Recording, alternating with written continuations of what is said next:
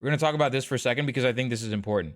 Twitter mutual of mine sent me this. The Niyamgiri struggle began in 2004 when mining rights were granted to Vedanta alumina, ignoring environmental and human rights concerns. The Dongriya Khonds are still fighting a never-ending battle to protect their livelihood. Thread. Here's how the village priestess Bejuni of the Dongriya Khond expressed her thoughts in the battle against Vedanta. Bricks in cement construct your temples, while ours arise from the hills, forests, leaves, and streams.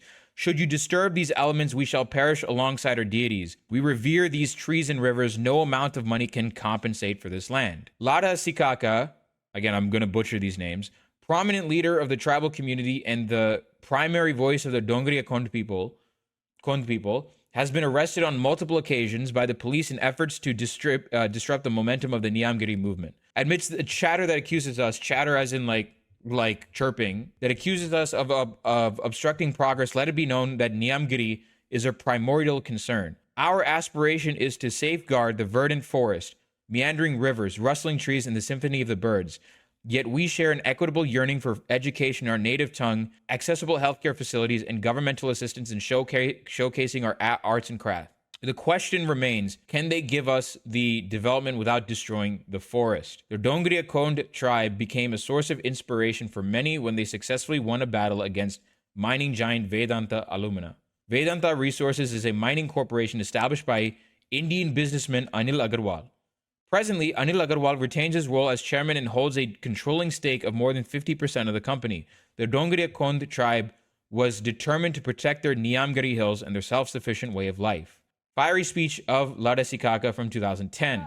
By the way, these people are located in the state of Odisha. For those of you who don't know who the Dongriya Khond people are, they're a Adivasi group. They're an indigenous ethnic group local to Odisha. So they're indigenous to what is now Odisha. I'm pretty sure they're also Dravidian speakers, if I'm not mistaken. They are Dravidian speakers, are they not? Kui language. Yep, they are Dravidian speakers. Okay, but they're not Odias. Like, these guys are not Odias. They are a separate tribe. They are a separate ethnic group in Odisha. Okay, let me read the subtitles for you. Vedanta has troubled us greatly. It is fighting with us for Niyamgiri. No, he's speaking in Odia right now. No, he's speaking in Odia right now. But that's not his native tongue. His native tongue is Kui Khond. They cannot trick us like that. We will do whatever it takes to save Niyamgiri. We have a right over the mountain. If they take Niyamgiri, our world will be destroyed. We won't give Niyamgiri up for any price. Can they give us the wealth of Niyamgiri in return? Niyamgiri is not a pile of money. The mountain is our life.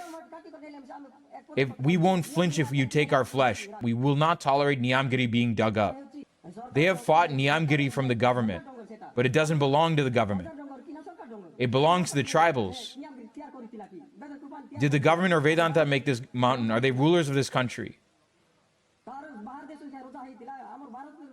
Nothing belongs to them, but they keep troubling us. Makes me so angry, I get tempted to use the axe. We are not afraid of them because it is for Niyamgiri. They might outnumber us, but every one of us will fight. We are not afraid of monsters like Vedanta.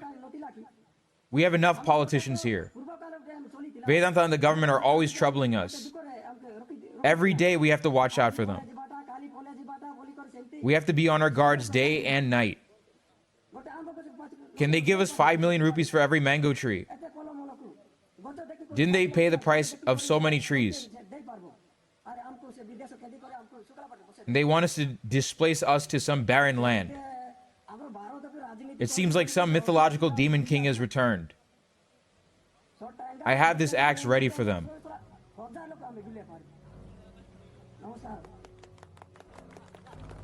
Because of the determined protest by the Dongriya Khond and the widespread support, the Indian government sent a group of experts to the Niyamgiri Hills in 2010. The experts concluded that Vedanta's plan to mine the bauxite would seriously harm the Dongriya Khond people. The Dongriya Khond October Revolution. How do you show this to an American without them going, he's an eco-terrorist, instead of listening to his message in anger?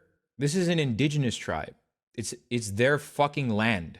I'd literally be like, yo, what the fuck is wrong with you? This is their land. Here's the thing. The reason he's like showing like, I'm not afraid, I have a fucking axe with me, is because they're on their last fucking legs, guys. Like, in the sense of like, they're being pushed in, they're being cornered right now. Americans think nothing of indigenous people here. Exactly. Americans think indigenous people in America are fucking dead. Fueled by their determination, the Dongria Kond escalated their resistance against the company's pursuits, orchestrating massive, extensive protests and mobilization. Didn't Vedanta almost have a chip making deal with Foxconn? I wouldn't be surprised. Makes sense. It would make sense. There will be fight. There will be fight.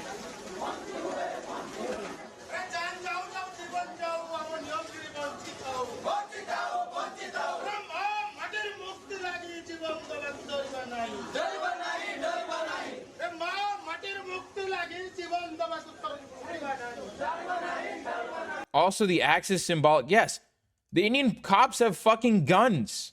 He's bringing a literal axe to a gunfight. He's going up. He's also probably going to go up against the Indian army too.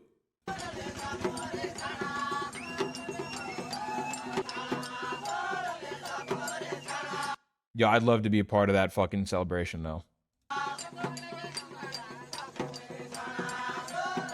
Like these guys know how to protest. These guys know how to fucking protest. American liberals are going to cancel Birsa Munda.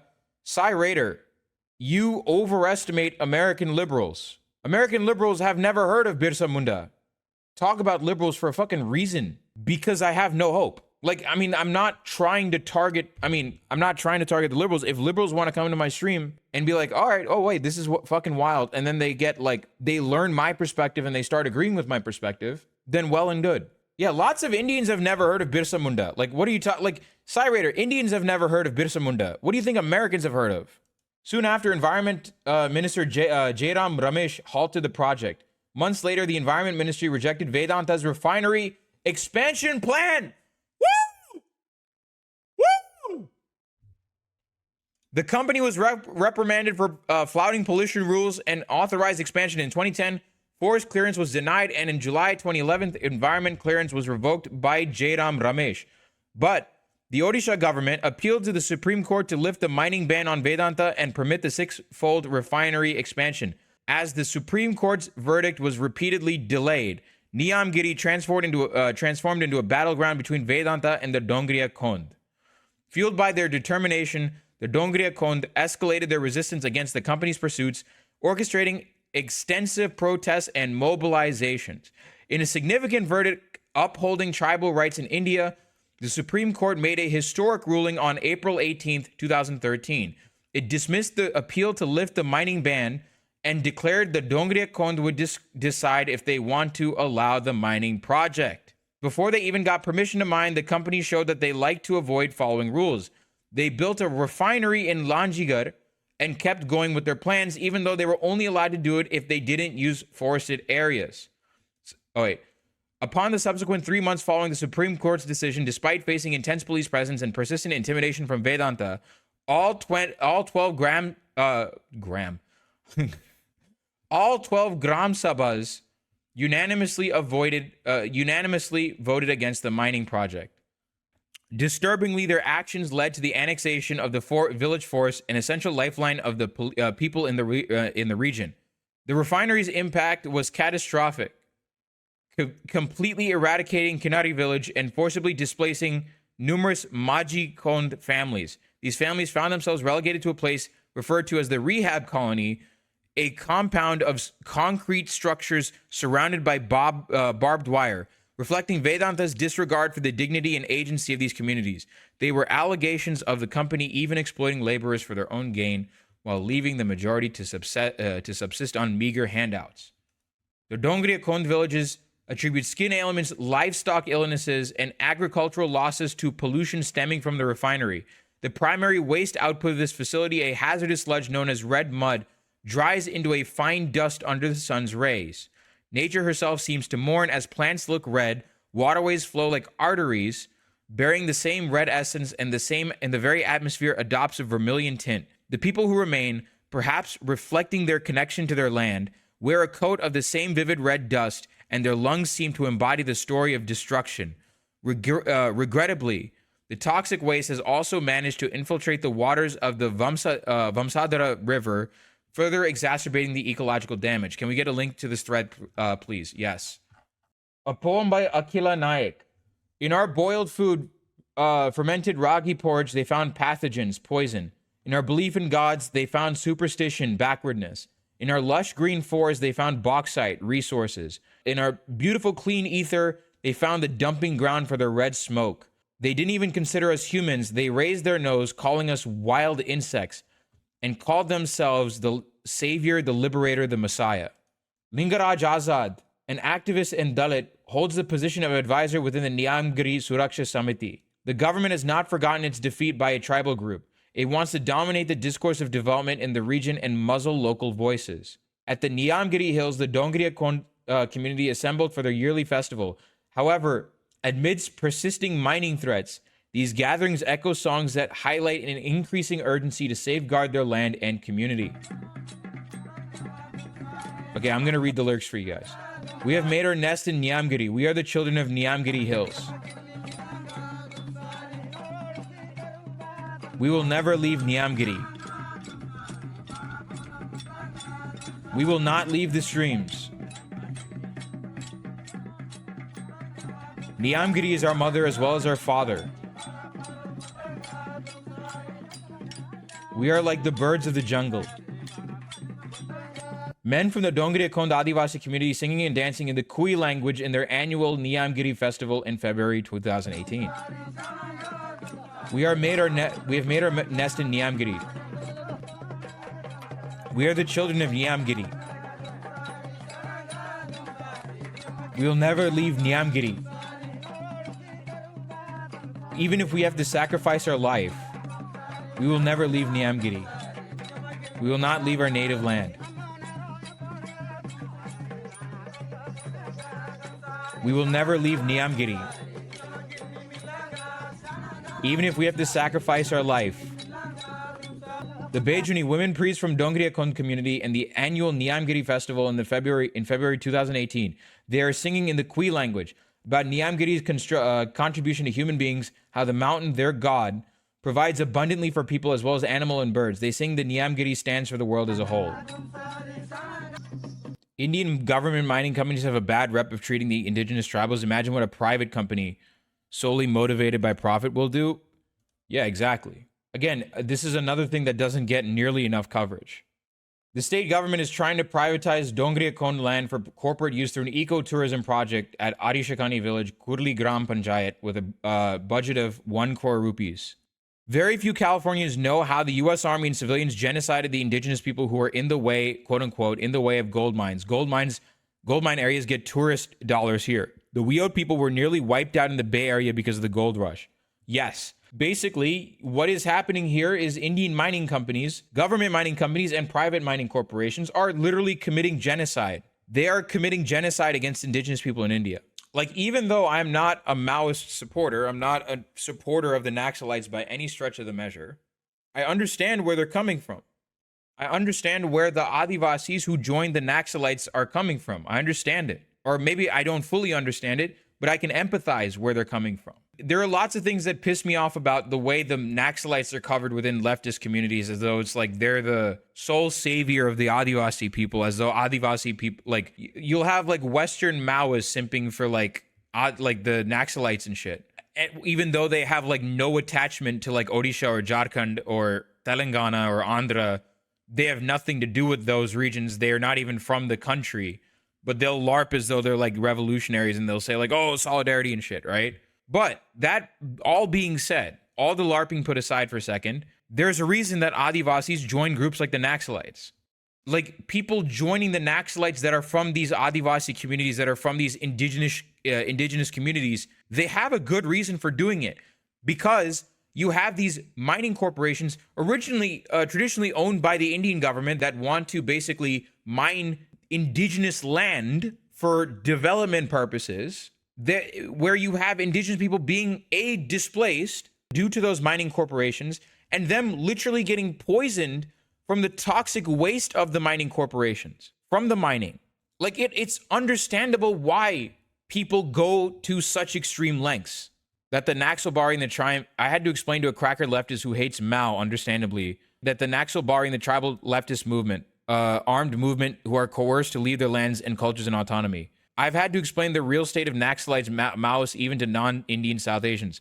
There are people, I shit you not, there are YouTubers that have made whole-ass videos on the Naxalites, saying that they are the true revolutionaries bringing in the highest stage of communism. And then somewhere in the middle of that video, I shit you not, the news source that they cite for rising Naxal activity is Op India. They cite fucking Op India. This is why I tell Westerners, if you want to talk about India, if you want to talk about these regions, fucking have someone from the region on. Seriously, you don't know what you're talking about. Who actually understands politics from that region. Otherwise, you're gonna do stupid shit like add Op India as proof. Isn't Op India widely discredited?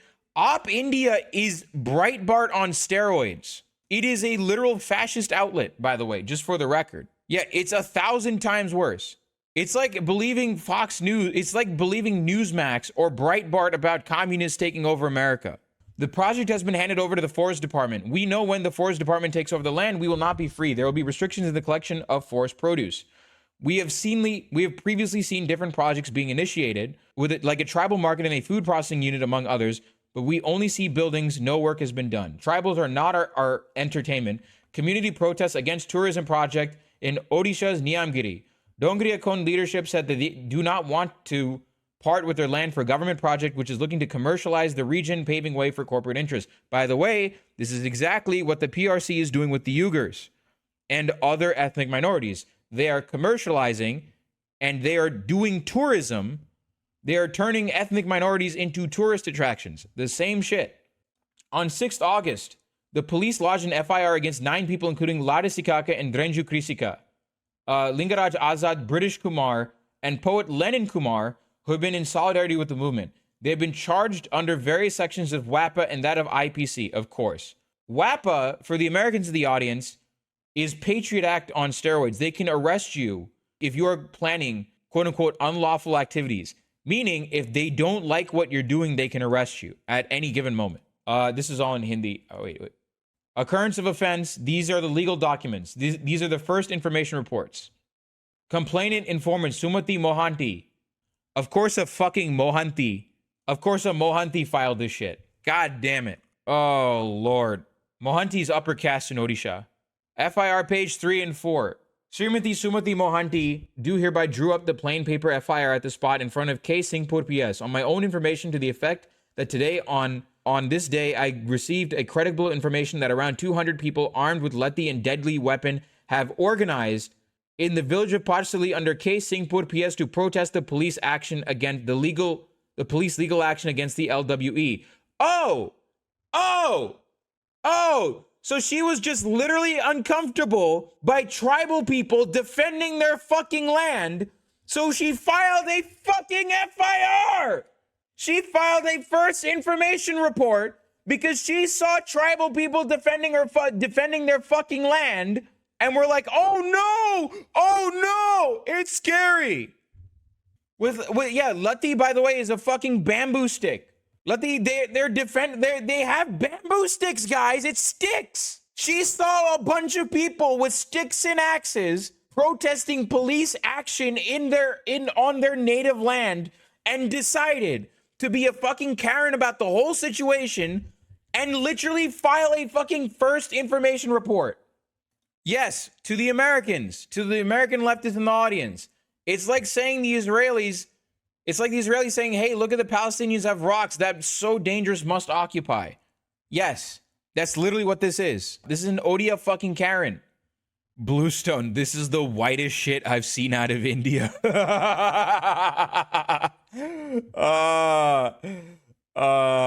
True. This is the whitest shit I've seen out of India. There's a reason that Brahmins love to suck white dick so much. There's a reason that Brahmins suck off white people so much. It's crazy. I requisition for 2 platoons of force. Women armed with axe are coming towards K. Singhpur from Niyamgiri side. So he moved to petrol pump with above force to maintain law and order with the help of executive magistrate. P.S. This WAPA shit is so loose, my parents are scared I'm gonna end up in jail, man. No joke, it's terrifying. Exactly. The swung axe aiming at police with the view to kill in life they attempted. Okay, we don't know what actually happened. This is literally the information. This is the information that this person decided. Like, she's gonna say, like, oh my God, they were threatening to kill cops. They're cop killers. Oh my God, they're cop killers. They're cop killers. Oh my God. Oh my God. Oh my God. When in reality, these people are fucking defending their land from mining companies, from mining corporations. That's what these people are fucking doing. A writ of habeas corpus was filed in high court to produce Krishna Sikaka and Badi Sikaka. As a result, while police released Badi Sikaka and made him reach his village, Krishna Sikaka was shown to be arrested under the charge of a rape case filed back in 2018. This raises many questions. How has the police not been able to find him in the last 5 years, during which Krishna Sikaka has been openly participating in meetings and discussions and also representing the organizations in various platforms? Obviously, the arrest seems to be a deliberate police action to take into custody a leading member of the NSS. At present, a total of 9 Dalit Adivasi activists have been implicated under the UAPA, Unlawful Activities Prevention Act, and various sections of the IPC, Indian Penal Code, with 2 of them already being arrested. Amidst the unfathomable challenges, the Dongriya Kondi's unwavering spirit in their struggle against the Vedanta serves as a proud reminder of the power of determination amidst the most challenging circumstances. Hear, hear. Absolutely hear. Solidarity. Absolutely solidarity to my brothers and sisters and non-binary folk in the Dongriya Kond ethnic group. Absolutely inspiring shit. Absolutely inspirational shit. More power to these guys. All love. All love. All love to these guys. Absolutely. Here's the Twitter thread if you want. Go like this, spread this with people. Go like this, go spread this with people. It's an amazing thread. It lives up to the literal meaning of awesome.